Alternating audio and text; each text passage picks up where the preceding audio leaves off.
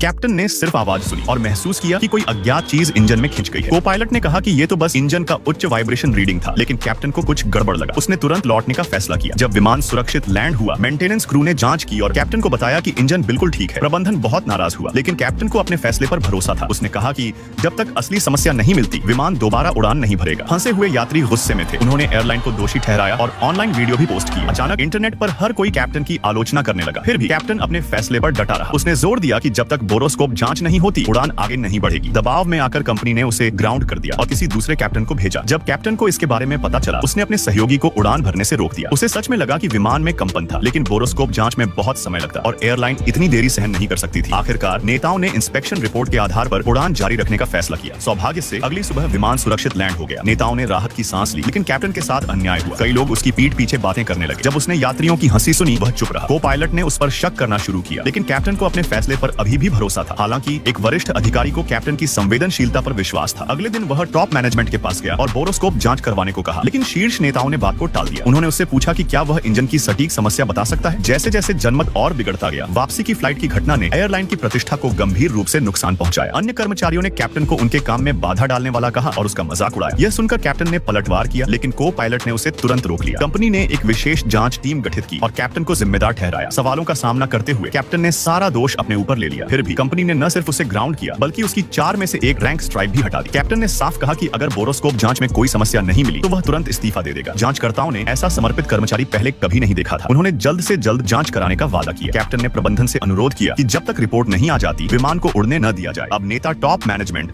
और एक भरोसेमंद पायलट के बीच फंसे हुए थे। कुछ समय बाद जांच के नतीजों ने आखिरकार साबित कर दिया कि कैप्टन सही था। उसे बहाल कर दिया गया और कंपनी में वापस बुलाया गया। कंपनी ने उसे $1 मिलियन इनाम में देने की पेशकश की, लेकिन उसने ठुकरा दिया। अब कैप्टन सिर्फ छुट्टियों का आनंद लेना और एक अच्छी प्रेम जिंदगी जीना चाहता।